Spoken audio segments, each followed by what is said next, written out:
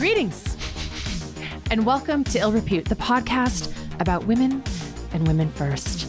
I'm Sovereign Syre, a writer, a comedian, and a diagnosed depressive, which is relevant for today's episode. And I am Ela Darling, a former librarian, an erstwhile pornographic tech entrepreneur, and also consistently and satisfactorily medicated individual. Shout out to my meds. Super grateful for them. Wouldn't be on the podcast without them. Wouldn't be far without them, frankly. So now we here at Ill Repute support women's rights. But more importantly, we support women's wrongs. You're goddamn right we do. Now, Sav, which women's wrongs are we righting today? Today, we are talking about the one and only Elizabeth Wurtzel, author of the seminal memoir, some would call it The Catcher in the Rye of Gen X, Prozac Nation, Young and Depressed in America. Are you familiar at all? That name? I'm familiar. I haven't read it. I remember when it came out. I don't know how old I was. What year was it? It came out in 94, but it was really popular. And then it was made into a film in 2001 starring Christina Ricci. And she was very much what this podcast is about. She was a complicated woman. Mm-hmm. Well, I may be complicating her. She was popular and she was hated. Like she was pretty roundly hated and criticized, but then like the people that loved her, but a lot of people really did not like her. And so she's Wurtzel. Yeah. So she is, I think, kind of very much what I would consider the bread and butter of Ill Repute. Like we're very sticking to mission today. Like this is a person that fully fits the definition of someone much maligned that probably didn't deserve as much of the hate that she got. And we're going to get into it. Elizabeth Lee Wurtzel was born July 31st, 1967 in New York City. Her mother was Lynn Winters and her father was Donald Wurtzel. Her parents were already married and had Lizzie when the Summer of Love happened. So they were part of a cohort that had just missed all of the fun. Right. Marriage and fidelity and the American dream turned to ash in their hands after they'd already built their lives around it. Her parents had mainly married because they thought it was the thing they were supposed to do. And after the Summer of Love, they realized that they could get divorced. So they did. But they didn't have the same sense of starting off new that their slightly younger cohorts did.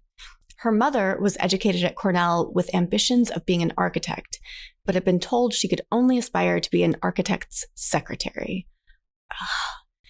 Her father had no college education, enlisting in the army instead, and when he got home, he worked at IBM. So, middle class. Yeah.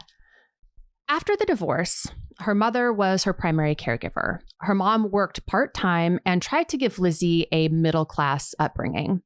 And her father was resigned to be a working-class grunt, with dreams of going off the grid. He encouraged Lizzie to be a poet or live off the land someday. Her mother was conservative and afraid of the changing world. Her father, indifferent. So her father would usually visit her about once a week and was addicted to Valium, frequently passing out during their visits, and had completely off by the time she was 14. Champion of real king of his home in that day. Yeah. The crux of Lizzie's problems was class. Her mother moved to the Upper West Side, which at the time in the 70s was not upper class. It was a mix of recently single middle-class mothers and working-class families that all congregated in Central Park. She was happy and ambitious with fantasies of being a tennis star. The first time she was sent to camp, she was there on scholarship, and she got to see how other girls from wealthy families were progressing, the ones that had tennis lessons since they were kids. She saw her future unfolding and realized how foolish she had been to have dreams. That sucks and is relatable. Yeah. And I'm going to, this is because I read Prozac Nation, which is a memoir where this is all detailed. I am adding editorialism where it did not exist in the text, which is... You're interpolating. Yes. So she didn't say that flatly, but it was a visit at the summer camp when she was 11 that she first attempted suicide by overdosing on prescription allergy medication. And it was almost always visits to this summer camp that would trigger depressive states in her until they eventually bled into her everyday life. This was the start of cutting. Her mom had managed to get her into a private school and a psychiatrist. She felt self-conscious of her sadness in the face of all this. And so in reading the book, what I saw very clearly was that there was class consciousness. It's like as soon as she became aware of class and kind of like where she was on the ladder, like it was triggering something. She was from a divorced family. Her dad had just left, right? And her mom was very concerned with appearances, but did not have the means to do that without, scholarships and things. And so what she describes is sort of seeing how easy it is for the other girls. And like, she's just this morose person. But that first time that you realize that you're not even going to be able to compete with these other people because the amount of resources and support they have is like, you're never going to have that ever. Yeah. Right. Yeah. It's devastating to have that realization that like, no matter how bright you are, no matter whatever, like you are not going to have like remotely the same opportunities. So it's like realizing that everybody else in the league you're playing in is on performance enhancing drugs and you're allergic. Her grades started to fall. When she's 12, going on 13, she has her first sexual experiences with her friend's 17-year-old brother. Experiences she enjoys as a reprieve from her depression. She played her parents against each other until she was about 14 and realized that her father wasn't actually around and didn't actually know her or care about her. She finally let go of the fantasy of the perfect father arriving to rescue her from herself. So this is essentially notes from her memoir because that is what we have to rely on for biography. And it's structured this way for a reason. There's a method to the madness.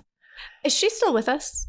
No, she's not. Okay. While her mother was trying to give Lizzie a middle-class existence, the truth was they were hanging on by a thread financially. However, her mother scrimped and saved every penny to send Lizzie to private school, terrified of what would happen to her if she went to public school with the normies. So it's kind of this thing where it's like they were poor, but they were poor because her mom was making a really investment. Okay, the thing is, it really doesn't matter if you send your kids to private school. What is going to be the biggest factor of success in school is how close you live to the school. Really? Yeah, because time, energy, etc. It's like that makes sense. And so if instead of sending your kids to private school, you took the money you would spend on tuition and invested it in some kind of something for them, like they would graduate out of public school and like have money, which that's what nobody gives a shit about your high school anyway. I mean, so outside of the Ivy Leagues who just sniff their own farts all day and go for themselves. But yeah, because her mom was insistent on these luxuries of upper middle classdom that divorce had made like not a very easy reality. Right. Well, also, it makes sense that she's a little obsessed with appearances. At the time, being a single mom and being the breadwinner and being the one in charge with a deadbeat baby daddy, like doing nothing. It wasn't like it is today where it's just like, that's relatable for most people. It was shameful. There was still a lot of social shame around that. Yeah. By the time she graduated middle school, she accepted that this depressed person was who she was now. And in a way, it stabilized her. She got a boyfriend and was seemingly doing better. She had let go of the fantasy of returning to her pre-depression self. She got caught up in the relationship with her boyfriend, and then in a whirlwind, her dad disappeared from New York and her boyfriend broke up with her because he wanted to be able to play basketball with his friends without her breaking down crying. When her dad took off, there was no more insurance, no more psychiatrists. This is where she starts to describe, this is like going into high school is this, like what now a lot of people have said, this isn't depression, this was borderline personality disorder. But hitherto their twixt and twain, she was suffering. And she was very bad at regulating her emotions. And it was chaos for her. She described kind of going into the gym at lunch and she would just listen to music on like this tape recorder and she would just sit and cut herself. And she describes it in vivid detail. It was clear that what was going on was really intense. So in junior high and high school, she was given psychiatrists, but they weren't really medicating people yet. It was just a lot of talk therapy. And it was very ineffective. It did nothing for her. Yeah. So this is me interpolating again. I think the real problem, and the one that has faced generations since Gen X, my generation and younger, is that we had divorced parents, if they were ever even married. While it's easy to dismiss this, the reality is that it left generations of kids feeling abandoned and learning that obligations and commitments are meaningless in the face of self-interest and personal development. The 70s were a reckoning in every aspect of the culture: politics, gender relations, economics. So everything was breaking down. The American dream wasn't real.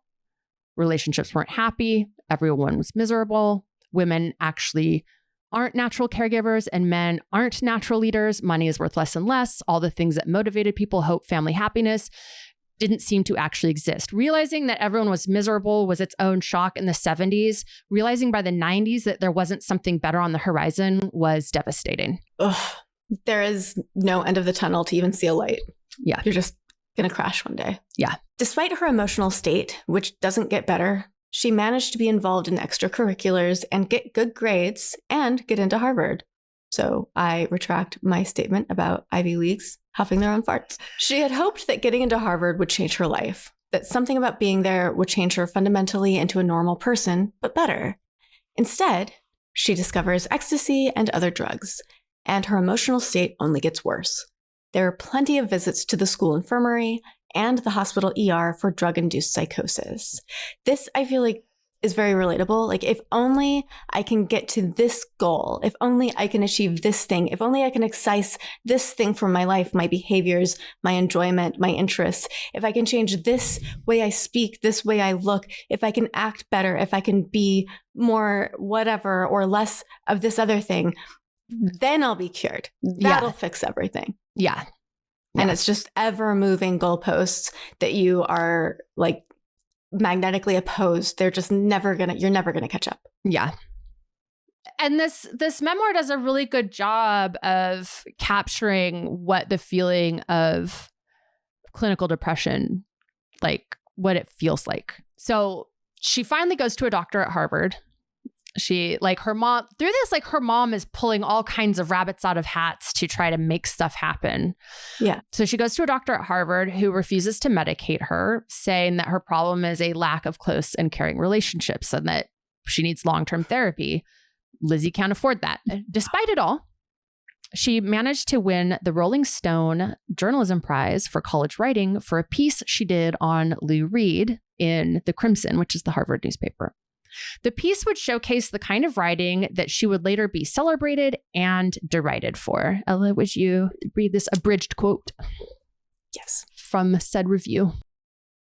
In the summer of 1981, Jim Morrison appeared on the cover of Rolling Stone. The caption read, "He's hot, he's sexy, and he's dead."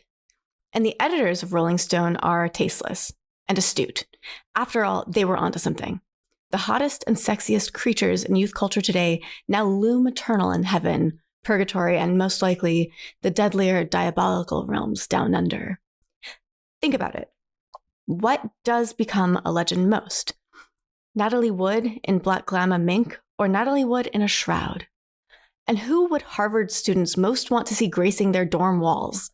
Mel Gibson brandishing a laser gun or James Dean brandishing a cigarette?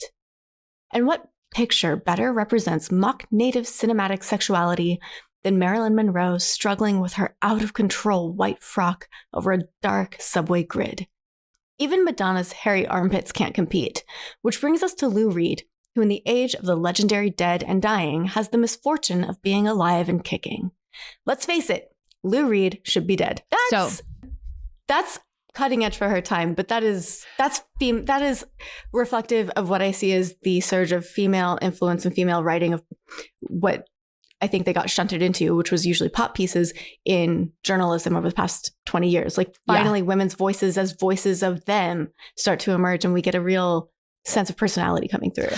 But like, it's also, and this would be the complaints with her stuff is it's like the tone of her writing is like, this is edgy and important and valuable. And it's like, is that how it was meant at the time? Like, well, the thing is, die young, stay beautiful. Like that's a sentiment that had been around since Rebel Without a Cause in like the 40s and 50s. Like what she's saying is like actually pretty cliche, like superbly cliche, but she's saying it with this kind of like the confidence of like, I'm saying something really controversial. And it's like, no, you're not. You know, the way I read it, the way I perceived it was, I felt like it was sort of satire, like satirizing the way that we sort of lionize the dead simply because they're dead. And I thought it was kind of absurdist humor, but I think I'm reading it through the lens of 2024. I think you're sophisticating her vision a little bit. You know what? Fair. I've got sophistication to spare, so I'll lend her some, I suppose. Jesus. Okay. So at the age of 19, she loses her virginity to recent Yale graduate who she had met at the awards dinner for the Rolling Stone Award. While she would have multiple turbulent sexual relationships, she never falls into the perils of slutdom. She needs too much context for sex. She describes a pattern of falling for a guy that she perceives as sort of having something she doesn't, whether it's money, a personality quality, something, then becoming obsessed with him to the point that all she can think about is like winning their love. And then if she gets it, becomes so obsessed with being abandoned to the point that the guy would break up with her because she was so suffocating and dysregulated emotionally, right? Like, so she's like a hot mess. And like there was things in her memoir where it's being completely in denial about the fact that she's a drug addict. Okay. Like she's an addict. What was she?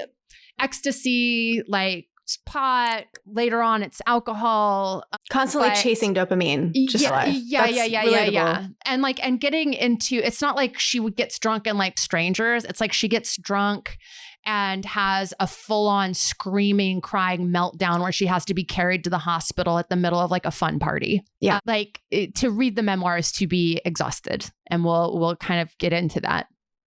Despite frequent breakdowns, hospital visits, and long periods of isolation and despair, she got an internship at the Dallas Morning Star as an arts reporter. While in Dallas, she no longer had access to drugs, but she turned to drinking. She lost weight. She moved between mania and depression, turning out so many articles and doing so much overtime she was doubling her salary, to spending days in the office just talking through her shifts or missing them altogether.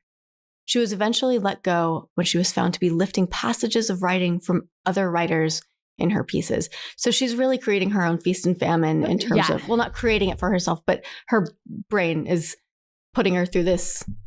I mean, it's manic depression. Yeah. Well, and there's also this sort of narcissism, and this is what people responded to when the memoir came out, is that, yes, there's value here, but there's also so much that's like invisible to her, and it's really annoying. Mom is always paying for this. Mom is paying for Harvard, right? And when she gets this internship, it's a paid internship, and she's able to like have an apartment instead of working hard and like, doing her job. It's like the obsession is with like partying and finding the right guys, and she doesn't make a very sympathetic figure. And part of that too is because there's not a lot of introspection or analysis in the writing. It's so solipsistic. Whew. She returned to Harvard and her mother found a way for her to go to therapists. She stopped doing drugs and drinking and dating and she stabilized. Like she kind of had this come to Jesus moment. She doesn't talk about getting fired in the memoir. That's something that came out years later that she had plagiarized. But you can see that happening when someone's like working at a pace and not paying attention. It's way easier to plagiarize than you think it is.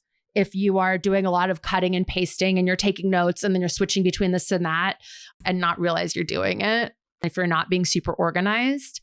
And back then it was like harder to detect because you were looking at things on like something called microfiche.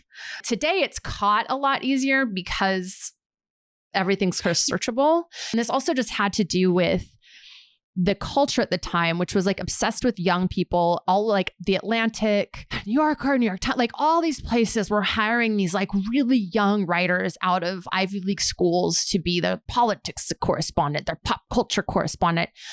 And there was a slew of cases all around this time of plagiarism. The most egregious, I think, was Stephen Glass, which they made a movie about him. If you want an interesting side journey, go Google him. We won't get into it here.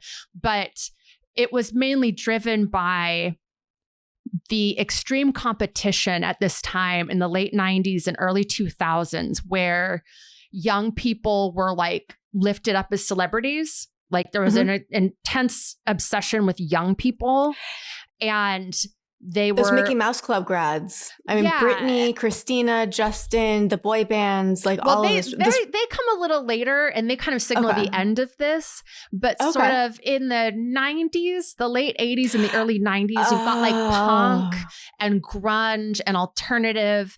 And the culture's kind of in a different place. And it's like, because of the .com boom, which was mainly young people, there became this obsession with young people. Like they must be like on top of everything because they invented the internet, right? So, and I'm going to get into like why Gen X, like everyone's like, why does Gen X like hate everybody? And it's like, because we literally invented the internet and gave it to the world as a gift. And then y'all that came after turned being on the internet into a job. That's why we're mad. That's why, where's Gen X? We gave you affirmative action. We gave you Title IX. We gave you gay marriage. We laid everything out. And then on top, as like a cherry on the sundae, we said, here, have the internet. Like we did all of that. And we thought, cool, we did our job. Let them do what they will with it. And now here we are. And here we are. And we've discussed this. And now like, now people on TikTok are like, where's Gen X? And we're all going like, oh, now we have to save you after you squandered all of the gifts we gave you. So she returns to Harvard and her mother found a way to pay for a therapist.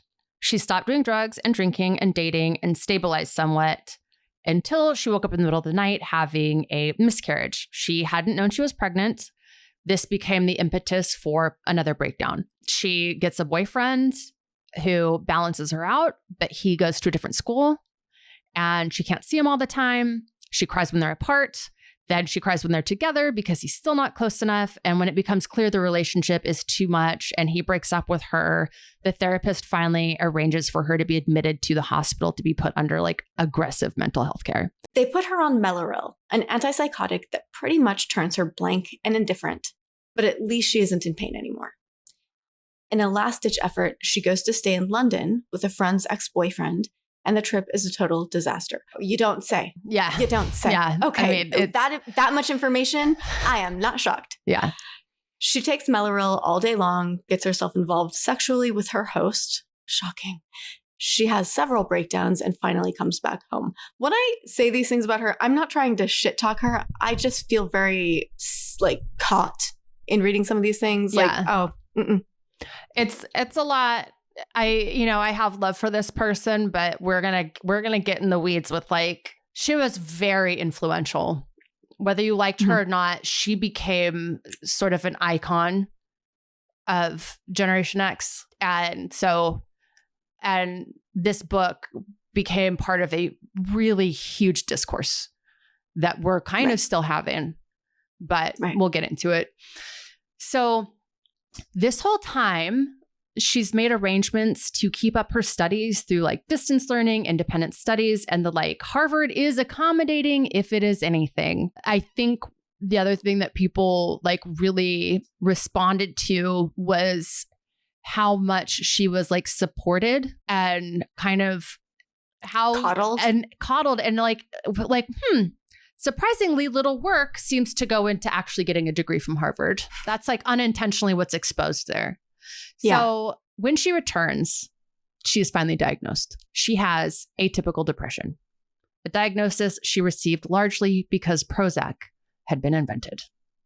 Being diagnosed was something that was being saved for when there was a treatment for it. Okay. Interesting. Yeah. Interesting. I just spent some time talking about that. It gets a little philosophical for me, but, you know, essentially that, well, I'll have you go into what atypical depression is. Atypical depression is different from other forms of depression. It is the walking wounded. Those that experience depression but are still functional. They're rarely depressed enough to commit suicide and be in real crisis, but they're too depressed to be able to enjoy anything or have much interest in anything. So they walk around in a state of despair, and their depression is cumulative. I have been there, and I did not know that was the term to apply to it. And to say rarely depressed enough to commit suicide, what I mean is people that have this kind of atypical depression, it's not like there's a crisis event, a precipitous drop, and then they unalive themselves. It's kind of like, it's just this like cumulative sort of experience of anhedonia, which is just the inability to feel joy. These people are surprisingly functional. They're just miserable. They also have a tendency to unalive themselves. It just is not, it's going to be something that just happens one day, as opposed to like, oh, there was a breakup and she was like really down and out and then she did it. It'll be more like he just like one day came home and just did it, right? Like that tends to be the person. Right. It's not like they had one event that just pushed them over the line. It's that everything just stacked up over time. And it's like dishes in your sink. Like eventually they're just going to spill over. Yeah. So the other thing that's in this book that kind of gets glossed over by her is that she's constantly being put with like the best psychiatrists in the city. Mm-hmm. And it's like her mom is working to make that happen. But at the same time, that still means that her mom has a pretty high paying job. Yeah. And so they were developing Prozac. It got approved by the FDA, and Elizabeth was one of the first people ever in the United States to be prescribed Prozac. So she graduated in like 89. So this would be like, late 80s. So they started on Prozac, which takes several weeks to work. In that time, she attempts suicide by overdosing on Mellaril. Her psychiatrist catches her. And she describes this attempt as actually making her feel better. She felt like suicide was always like this end thing, trying to do it and failing. It was kind of like, well, I've seen it like as far as it goes, like what it is. And then like a week or so after that, the Prozac kicks in and it's anticlimactic. She just wakes up one day and felt better, that life was worth living. So she describes the feeling as living in the in-between, that a lot of people want like big highs and low lows, and that hers was always like a pursuit of just like a stable middle ground, and that this gave it to her. And she manages to graduate from Harvard with a degree in comparative literature, despite the fact that the entire novel is about her missing class, not turning in papers, not doing her work, and pretty much not doing anything but being a non-contributing zero that's high on drugs and in ERs over drug psychosis and fawning over boys from upper middle class families that are there as like development students. I can see why the reception of the book was quite mixed. Yeah. It didn't make Harvard look good. It did not make Harvard look good. It's like, so basically once you get into Harvard, they're going to do everything to make sure you graduate. Oh, that makes sense. Even if you're a non-contributing zero. Okay. Yeah, they need those rates to be high. Yeah. What would Harvard look like if not for that? They would look like their admissions board is failing and they do not fail. Yeah.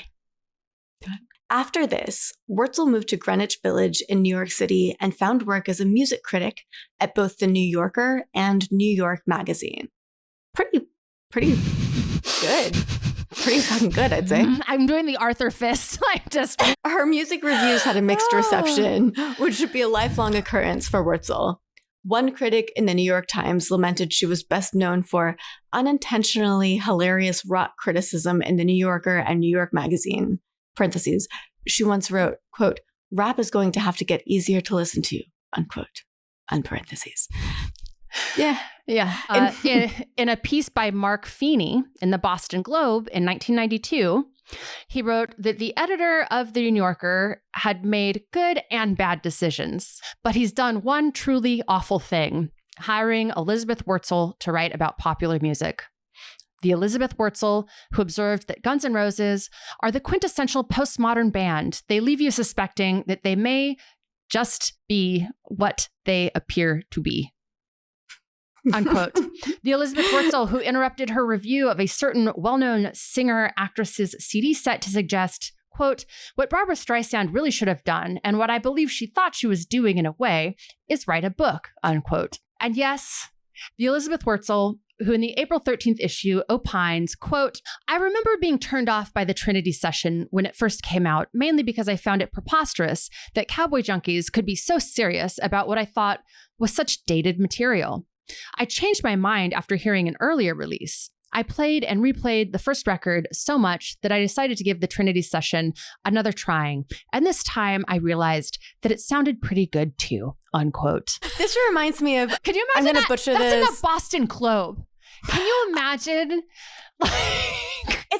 It's like the Boston Globe went on LiveJournal and was like, this one.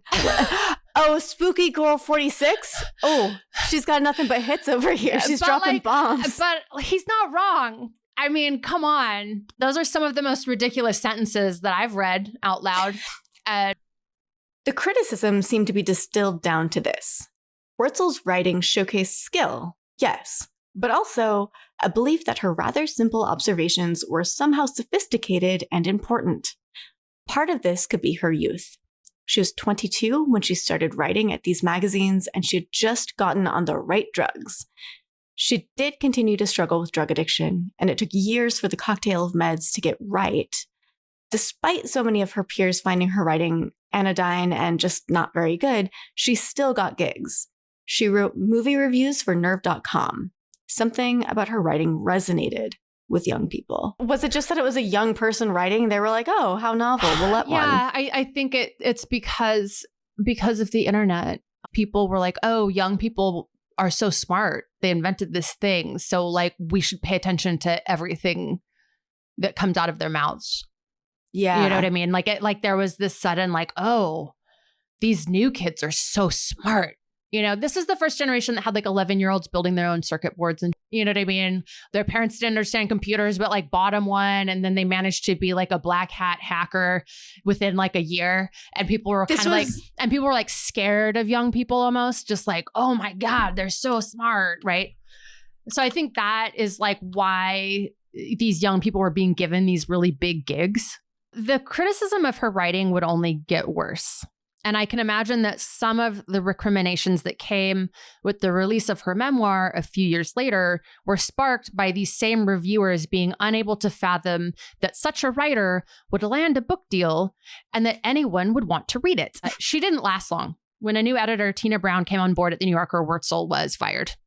Wurtzel's response was, Tina Brown, doesn't care about popular music. I'd say, look, Michael Stipe doesn't do interviews, but I can get him to talk to me. How about it? And she's like, who's REM? She just doesn't get it. This rather arrogant response was exactly what other writers hated about her. That, and the fact that her arrogance was constantly being validated. She'd lose one job and fall into an even better one. She's just failing upwards. Yeah. And everyone around her is like, how the... This is typical Elizabeth Wurtzel, which is your music reviews are so that the Boston Globe, a print newspaper, which means that every amount of space that is in an editorial piece is very important. That was just one. I found hundreds. on newspaper.com.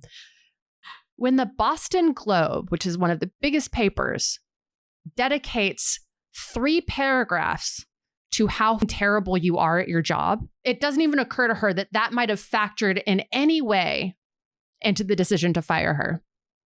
Like that people going, this bitch is dumb and I don't like her. I don't like her writing. It is very, very bad. TM, bad, very bad writing. Like it's like it doesn't even enter her consciousness that her firing is in response to a readership saying she's very dumb. She's very bad at this job. Her reviews are very, very bad. Like, and like one person I am reading about her, one person and be like, I felt like I was that music column's only friend. Like it was just like, it was so roundly despised. God. And like the reason anyone did like it was they were laughing at her, not with her. Like they were enjoying it because it was so bad. And it was so like, couldn't even get in there. This is who she was as a personality. Like people responded pretty badly. Yeah. It was at this firing that she let it be known that she was working on a memoir about depression. People were not ready for what was coming. Previous to Prozac Nation, memoirs were generally the domain of established personalities. You know, people famous for doing something. Yeah. Lizzie wasn't famous per se, but she was known among the literati that worked for the major news outlets, and she was known primarily for being a very bad writer. Lizzie was dichotomous. To have attended Harvard and walked into jobs writing for New York Magazine and The New Yorker signaled a woman from astonishing privilege. However, she was a pretty woman in her 20s, which surely shaded the critiques of her work. Had men been making the same observations about pop music in a monthly column, would they have been as roundly dismissed? Say what you will about her observations, she stated them plainly and without apology. She doesn't ever seem to be writing while worrying about anyone, especially a man, looking over her shoulder. Respect for that. Yeah. Like I can see it, you know, and here's the thing. I never had this kind of validation with like my writing. Like I was always told I was a good writer, and I mean, I did get validation, but when I was doing stand-up, I think you have to have some level of delusion to do the job. And then after a few years in, you realize how delusional you were, and you get very humble, and you realize that all the people around you that thought you were the best were actually just very kind, and they were just being nice. Like you were annoying, but they also understood that you were going through like a natural part of the process of being an artist, which is you have to have that period of time where you are delusional, because if you're not delusional, you'll never make a thing. You have to be delusional enough about your own importance that you will make the thing and like put it in front of people, right? In 1994, at the age of 27, Wurtzel published her memoir, Prozac Nation. It featured a picture of Wurtzel on the cover. She's got like long kind of tousled hair. She's wearing a crop top and jeans. She's sporting a nose ring. She's thin. She's beautiful. She could be like 15 or 25. No one was prepared for the popularity and contempt with which the book was received. Damn. Well, during her time at Harvard and afterward, Wurtzel had been writing about her battle with depression while she was also completing her studies. It was written between 1986 and its publication in 1994. The book is unflinching and unapologetic in its descriptions of suicide attempts, overdoses, addiction, hospital visits, breakups, fights with her mother, fights with her doctors, all of it. The writing is good. Her ability to describe exactly what major depression feels like is incredible, and it's hard to read, which I am speaking from Sovereign's perspective because I have yet to read it, but god damn, I know what I'm reading next. Yeah. Like, I mean, I think it's worth it. Yeah. But the writing is also lacking. It was 350 pages, and most of them could be skimmed because they told the same story over and over again. It really, literally could have been an email. Oh my God. I mean, you know what I mean? It's that that meme of like, I ain't reading all that. So either congratulations or I'm really sorry you're going through that. Oh my God. It's hard. Okay. One of my friends texted our little group chat, me and some of my hosts, and she said, I just watched a YouTube video instructional and it just was the video version of this could have been an email. Like, just give me text. Just tell me. Yeah. Yeah.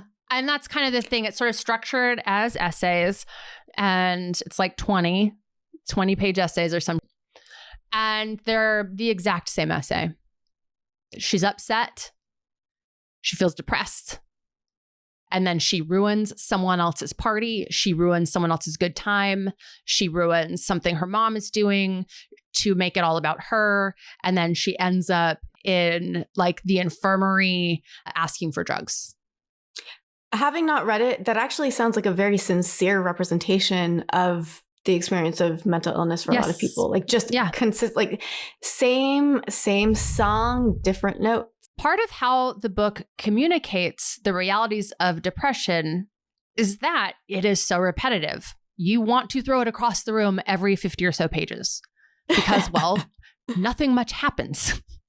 There's no inciting incident that causes her depression. There are occasional musings about how it all came to be, but it's not until the epilogue that she ever connects her struggles with something broader in the culture. The book was titled Prozac Nation, Young and Depressed in America, but she only dedicates about 10 pages to actually taking this topic on. The following New York Times review at the time of publication pretty succinctly captures the discourse around the book. Quote, "Rambunctious with Tears, September 25th, 1994. Prozac Nation, Young and Depressed in America by Elizabeth Wurtzel, etc., etc. It was about $20 at the time. All right. Instead of prescribing Prozac to depressive patients, doctors might now want to try something else first. Give them a copy of Prozac Nation and say, read this. If you don't watch out, you could end up sounding like her." Wow. This may have a bracing effect on many poor souls because it is likely that few of us would want to be the author of a book in which the phrase, quote, "I became rambunctious with tears," quote, appears, in which the first person singular voice volunteers that her mouth once became chapped from too frequent ministrations of oral sex, in which it is announced that the whole British canon, Byron, Shelley, Wordsworth, the whole bunch of them can go blow as far as I'm concerned. The review. I mean, he's a meanie. It gets worse. It's important to note that later on down the line, they reconciled, and there was even like a book event where like she read the review like in person with him, like next to him on the panel, and they're like joking about how mean it was. Oh, I like when it comes around like that. Yeah, I like when people squash beefs, but I can imagine, look, it doesn't sound like he's entirely wrong. And I'm not sure. Yeah, well, he's not wrong. If you know who this was. Part of why I was enjoying the review so much, because I was like, damn, back when they used to be honest in reviews, when they used to give honest reviews. So he goes on. Elizabeth Wurtzel, until now, best known for unintentionally hilarious rock criticism in The New Yorker and New York Magazine. She once wrote, "Rap is going to have to get easier to listen to," offers in Prozac Nation an all too unsparing account of her life as the product of divorce, drugs, and depression. Born in 1967, Miss Wurtzel was a toddler when her parents separated. Raised by her mother, she was precocious at pain, slicing up her legs with a razor blade by the time she was 11 years old. Miss Wurtzel makes her emotional life sound unceasingly tumultuous. Disagreements with mother turn into screeching denunciations. Spats with boyfriends become tear-drenched Armageddon. She describes an adolescence spent stoned, drunk, and miserable, all because of a depression she compares to a fog that was like a cage without a key. A few years ago, she became one of the first people given the antidepressant fluoxetine, brand name Prozac, which righted a diagnosed chemical imbalance just enough to enable her to mix the metaphor quoted above and to write this book. He goes on. I this is like a long block of text, but I just wanted straight from the source. Well, also it's something that they shared together. It feels like a really good piece to cover. Yeah. And like I said, it's kind of like a time capsule. Running parallel to Miss Wurtzel's litany of woe, however, is a series of triumphs that serve to remind us that no matter how low the author felt, she was still more successful than many of us. She got good grades at Harvard and while still in college was a valued reporter for the Dallas Morning News. She won a Rolling Stone College Journalism Award, and she still has a slew of friends ready to hose her down and console her. Quote, "I don't mean to sound like a spoiled brat," she writes. Quote, "I know that into every sunny life a little rain must fall and all that, but in my case, the crisis level hysteria is an all too recurring theme," unquote. Yet one feels more for the boyfriend who said he was dumping her because he wanted to feel like he could play basketball with his friends without worrying that I was going to start crying. It would be possible to have more sympathy for Ms. Wurtzel if she weren't so exasperatingly sympathetic to herself.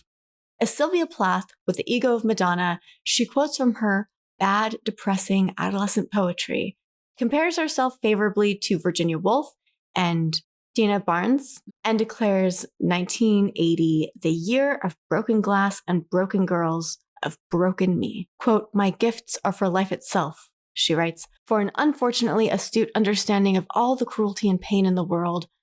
My gifts are unspecific. I am an artist, manque." At this point, the reader may well begin rifling the pages of the book in the vain hope that there will be a few complimentary Prozac capsules tucked inside for one's own relief. Oof. That's not how Prozac works. That's the discourse. That's the discourse around Elizabeth Wurtzel. So despite these criticisms, the book became a cultural touchstone for a newly labeled cohort, Generation X.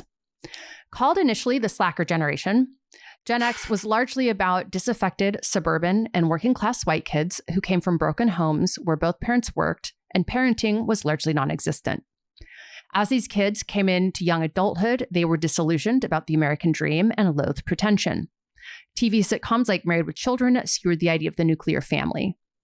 The birth of grunge music, which rallied against corporate rock, was distributed through indie labels and advertised in zines made by hand by fans.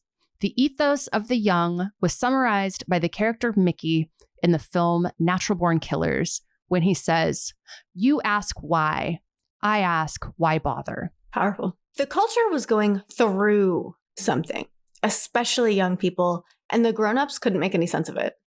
Waves and waves of the population were being diagnosed with depression. The youth seemed content to let it all burn. The memoir was incredibly confessional and confrontational. While today it's hard to imagine this in itself being shocking, we live in a time of radical oversharing on social media. Blogs, vlogs, and story times are the backbone of most social media consumption. Today on TikTok, you can scroll between videos of children being murdered in Gaza, a girl who's just been diagnosed with untreatable cancer, a video of someone dancing to the latest Kendrick diss track, and a girl giving makeup tips while telling a story of a bad date in a matter of seconds. When Prozac Nation came out, a writer in their 40s was considered young, and she was in her 20s. She was pretty. She knew it. She was candidly talking about blowjobs and addiction. To older readers and reviewers, it was confronting and solipsistic. To young women who read it, it was a mirror. They liked looking into it. They bought it, they talked about it, they loved Lizzie. The sales reflected that. Without realizing it, she had basically created a new genre. The memoir of an unknown young person going through and really, really oversharing about it. And let it be known, just because something's popular doesn't mean it's good. And that is where we're going to end part one. Part two, we're going to get into the impact of Prozac Nation and the impact of the rest of her career and sort of the end of Generation X and all of it. So that'll be next week. We're going to get into how it turned out, how that all panned out. So when we're ending, she's like a best-selling New York Times author, and she's 27 years old. And, you know, she is a star. And everyone is like, what's going to become of this generation of self-involved twats? And we're going to find out, because Gen X in 1994 was, what, 30 years ago? 30 years ago. Last years ago. So we're going to answer the question, what happened? How did it all turn out? We're gonna see exactly how it turned out for that cohort. Patreon.com/illrepute if you would like to support the podcast. Show notes will include all of the sources and all of the links to all of the ways to support us. The accusation is basically that Prozac Nation is what kind of kicked off the trend of this kind of writing that we see constantly now. Super confessional with some kind of hot take. Nothing too embarrassing. Reading her writing feels so normal to me. I'm just like, okay. Did someone not like her? Was it her Zynga? Did she have a Zynga blog? Did she have a death journal? I was on Death Journal. Oh, God. We got to do an episode on Live Journal. Oh my God, yeah. We also, all right. Okay. Well, this has been we're fascinating. Yes. Great work, Sovereign. Your script kicks ass. I paid for my whole seat. I only need the edge. Can't wait till next week. All right. Okay. Stop recording.